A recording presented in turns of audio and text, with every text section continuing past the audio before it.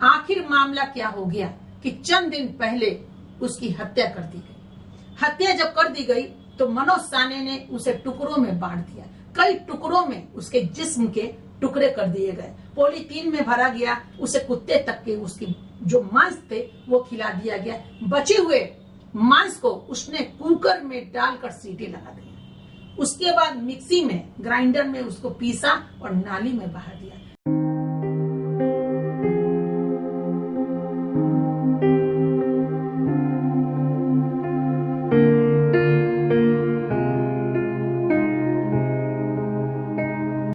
नमस्कार, भव्यश्री न्यूज से मैं नुपुर। इन दिनों एक समाचार घर घर पहुंच चुका है और लोग काफी आहत हैं।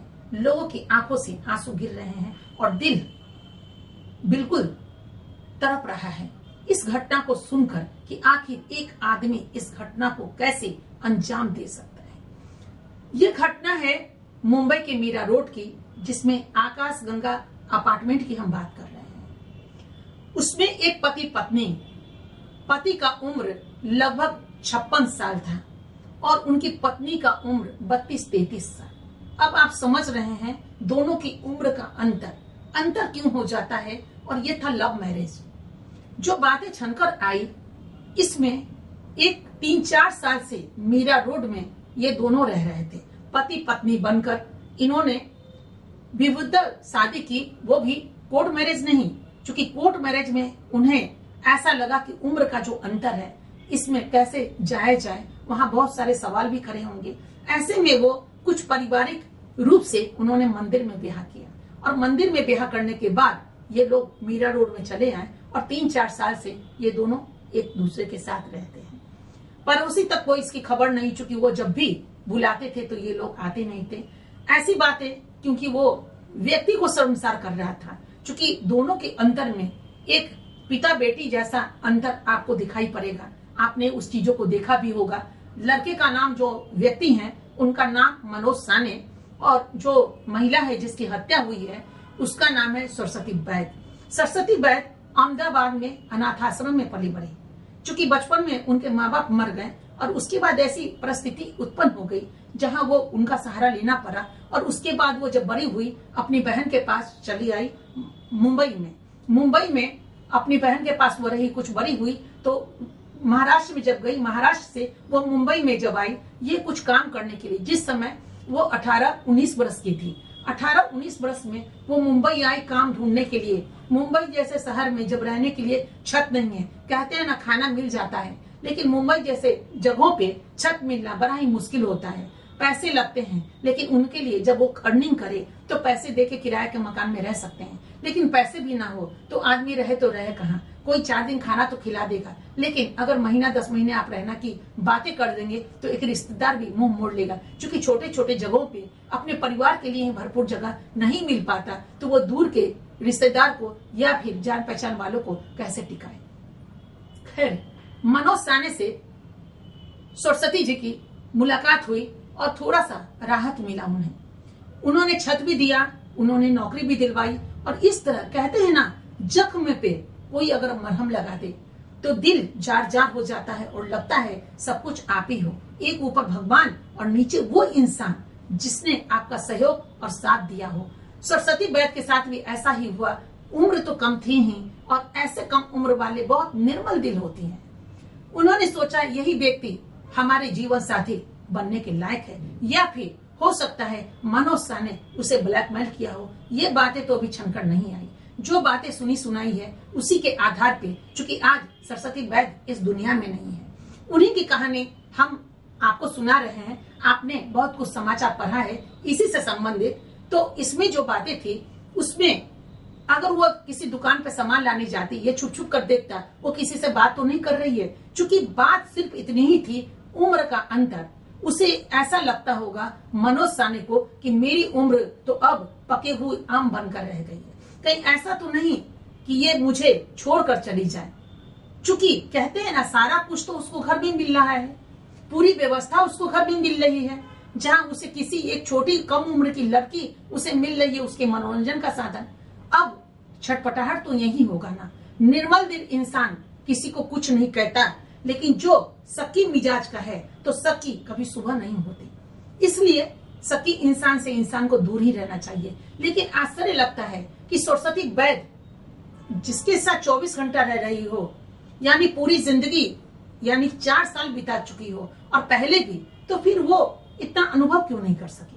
जब वो आती किसी लोगों से बात करके किराने की दुकान से या कहीं भी, तो उसकी घर में पिटाई होती, और घर में जब पिटाई होती कि तुमने उससे क्यों बात किया। डर था मनोज साने को कि कहीं मेरी पोल ना खुल जाए। और वहां पे अक्सर वो सरस्वती वैद्य कहा करती थी ये मेरे मामा है।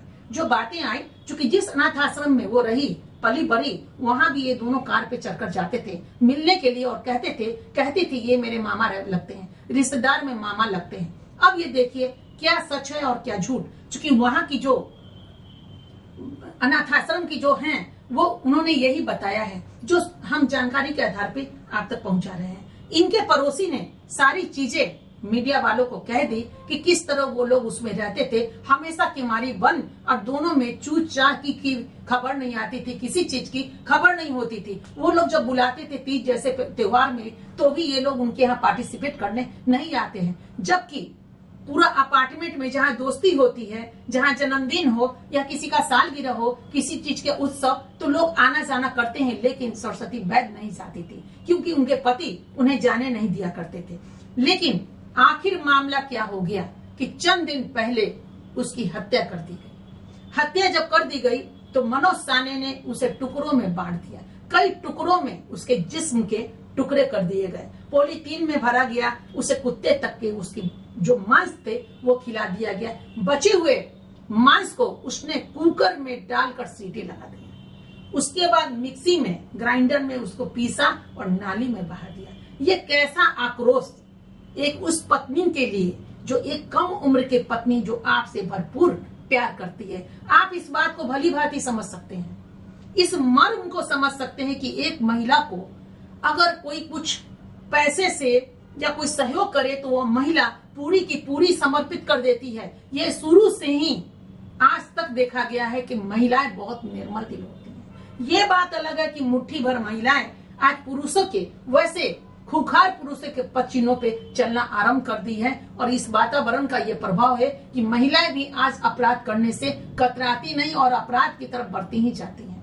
लेकिन आज भी अगर देखा जाए तो 80% से प्लस महिलाएं आज भी निर्मल दिल हैं, जिनके सीने में दिल है और एक चोटी की भी हत्या नहीं कर सकती है, एक कीड़े की भी जानबूझकर हत्या नहीं कर सकती है।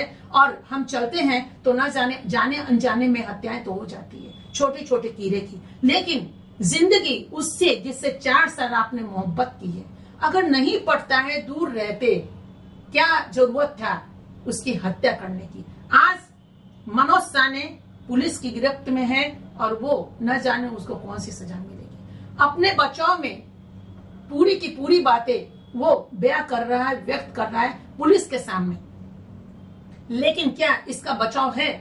कहने को मनोज साने ने यह भी कहा कि वो जहर खाई, मुंह से झाग निकला, और उसके बाद जब हम आए तो अपने बचाव के लिए मैंने इस प्रोसेस को अंजाम दिया। अगर कोई जहर खा लिया हो तो आप पुलिस को यह मामला क्यों नहीं डाल दिए?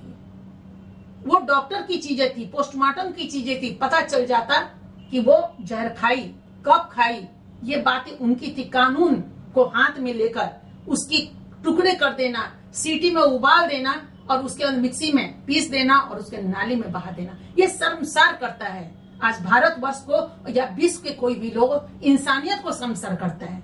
अब उसकी चोटी पता भी नहीं चला पड़ोसियों को, जो पड़ोसी अंदर गए, बदबू आई। बदबू जब आती थी तो उनके परिवार वाले बोलते थे कि नहीं ये लड़का यूं ही बोल रहा है, क्योंकि वो व्यक्ति बड़े थे और बदबू तो आएगी। तो लोग को लगा चूहा मर गया हो, कोई जानवर मर गया हो, तो इस तरह टलती रही बातें। लेकिन अंत में वो लड़का को लगा नहीं, ये जब व्यक्ति आता है तो ज्यादा बदबू करता है, जब चला जाता है तो वो नोक किया। जब वो व्यक्ति नोक किए तो घर में आराम से ऊपर परफ्यूम छिड़क रहे थे, नोक का आवाज सुनकर कि गंध बाहर ना जाए। ये व्यक्ति को शक हो गया कि आखिर कमरे खुलने में इतना वक्त क्यों लग रहा है, और परफ्यूम की आवाज भी छिड़कने की उनको सुनाई दी। फिर वो व्यक्ति नीचे आए, वो व्यक्ति आया और उसके बाद जब नीचे जाने लगे मनोज साने, तो इन्होंने कहा कि आपके घर से बदबू आ रही है। तो मनोज साने ने कहा कि हो सकता है, अब पता नहीं, देखेंगे, मैं अभी दफ्तर जा रहा हूँ। उन्होंने कहा 2 मिनट तो लगेगा, देख तो लीजिए। कि आखिर बदबू क्या चीज से आ रही है, लेकिन वो टाल कर चला गया और वो व्यक्ति उसी समय पुलिस को फोन करके और पूरी मैसेज दिया। पुलिस जब आई कुछ देर के बाद मनोज साहनी भी आए और वो वापस जा ही रहे थे कि वो पकड़ा गया वहां पे, नहीं तो वो फरार हो जाता। खैर कब तक फरार होता, 2 4 10 दिन, 2 महीने, 4 दिन, वह 2 साल, पकड़ा तो जाता ही जाता है। लेकिन उसी वक्त पकड़ा गया और उसके बाद जब पुलिस अंदर आई तो ये व्यक्ति भी अंदर आए। पहचान किससे हुई?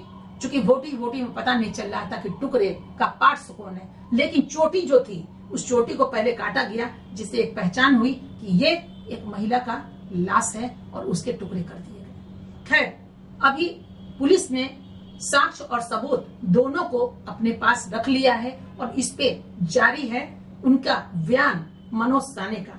लेकिन खैर ये पहली घटना नहीं है, ऐसी आए दिन घटना घटित होती रही है जहां एक पति पत्नी की, एक प्रेमी की या फिर प्रेमिका हत्या कर दी जाती है, या फिर भाई बहन की या माँ बाप की हत्या हो जाती है, या माँ बाप अपने बच्चे की हत्या कर देते हैं, कहीं पोता दादी की, कहीं वो लोग ऐसी चीजों को छन करके आता रहा है अपने भारतवर्ष में। पता नहीं किस दुनिया से ये बातें आ गई, पहले ऐसा नहीं था, पहले बहुत कम था, या फिर नगण्य के रूप में इसे आप ले सकते थे। लेकिन आज तो थोड़ी थोड़ी तानाबाही में बस यही होता है, तुम्हें हम जिंदा मार देंगे, और उसके बाद का अंजाम इंसान समझ नहीं पाता कि अंदर जब जाएंगे पुलिस की इतनी लंबी हाथ, कानून का इतना बड़ा हाथ है, इतना लंबा हाथ है, आप कहीं भी हो, किसी दुनिया में हो, आपको ढूंढ के ले ही आएगा। जब तक आप मरते नहीं हो, मरोगे तब आपकी मुक्ति मिलेगी, लेकिन जिंदा हो तो वो जिंदगी जीने से अच्छा नहीं है कि आप उस लड़की को छोड़ देते और कहते कि बस इतना ही सफर था हम दोनों का साथ का, आप कहीं भी चले जाओ हम आपके साथ नहीं रहेंगे, आप करोड़पति हो या भिखारी हो, मतलब उससे नहीं है, मतलब एक लड़की की जिंदगी से है, मतलब एक लड़के की जिंदगी से है। अगर उसको किसी से प्यार भी हो गया तो भी छोड़ दीजिए, आपको भी किसी से प्यार हो गया स्पष्ट बोल दीजिए। इसमें हत्या का मामला कहाँ से आ गया जो आपको भी शर्मसार किया?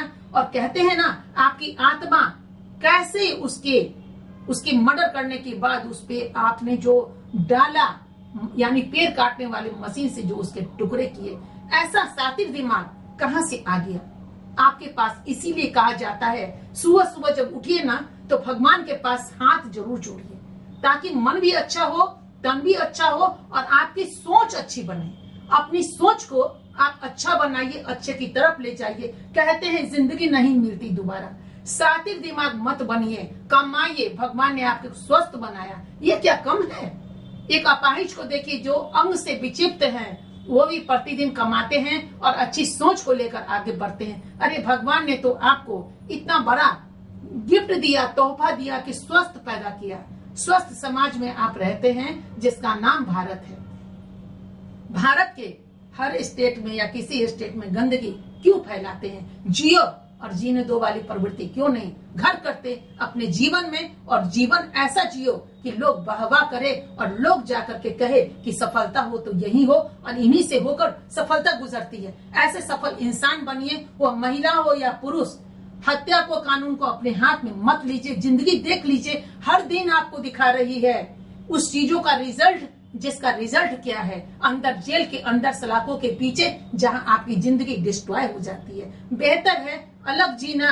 समाज के 4 लोगों को आगे बुलाइए और कहिए हमको ये पत्नी नहीं चाहिए, हम इस पत्नी से दूर रहना चाहते हैं, हमें ये पति नहीं चाहिए, हमें इस पति से दूर रहना है। कहते हैं ना, लोग क्या कहेंगे, इस उलझन में रह के आप घर में मर्डर करते हो। क्या बेहतर नहीं है कि आप समाज के चंद लोगों को बुलाकर और टेबल टॉक करके, उसमें कोई पैसे नहीं लगेंगे, जरूरत नहीं है आपको कानून और कोर्ट का सहारा लेने के लिए। जब वकील महोदय आपसे पैसा लेते हैं, अपने समाज के लोगों को बुलाइए और कहिए हम साथ नहीं रहना चाहते, हम अलग रहना चाहते हैं, इतने पैसे हैं, बंटवारा कर लीजिए 50-50 का, जियो और जीने दो। ऐसे जिंदगी जिया जा सकता है। वो कोई भी देश का इंसान हो, कभी किसी को इस तरह की जघन्य अपराध मत कीजिए और अपने हाथों को गंदा मत कीजिए। जिंदगी नहीं मिलती दोबारा। भगवान आपको स्वस्थ बनाए हैं, मेहनत कीजिए, यहीं पे यहीं सफलता मिलेगी। फिर देखिए कितना आनंद आता है जीवन जीने में। क्या आनंद भरी जीवन है जहाँ आप चक्की पीसेंगे। जेल में ऐसे लोग न जाने प्रतिदिन, न जाने जेल का जो कमरे होंगे वो भरते जा रहे हैं, बढ़ते जा रहे हैं। जिंदगी ऐसी नहीं हो सकती है। इंसान की जिंदगी को इंसान ही बने दीजिए। देख रहे, अगर आपको लेना उदाहरण, सुदामा को उदाहरण लीजिए। सुदामा जी श्री कृष्ण के जो मित्र थे, मित्र हैं, आज भी वो इतिहास में हैं और उनको की हम पूजा करते हैं। तो श्री सुदामा की तरह बनिए, जहाँ लाख कठिनाई का सामना हो, लेकिन हम सत्य का साथ नहीं छोड़ेंगे और हम सफलता की तरफ बढ़ेंगे और ऊपर वाले पे भरोसा करेंगे। आप किसी मजहब के हों, एक मजहब में पावर तो है जिनकी आरजू विनती और निवेदन कर सकते हैं और उनको कह सकते हैं, हे प्रभु, हे ईश्वर, हे अल्लाह, मुझे हर गुनाह से बचाते हुए हमें अपने चरणों की तरफ बढ़ाइए, ताकि इस धरती पे हम हैं तो हम सुखद जिंदगी जिए, जब तक यहाँ रहें तब तक एक सुखद इतिहास रचे जहाँ लोग हमारे पद चिन्हों पे चले। बस कहना यही होगा और कानून को अपने हाथ में मत लीजिए।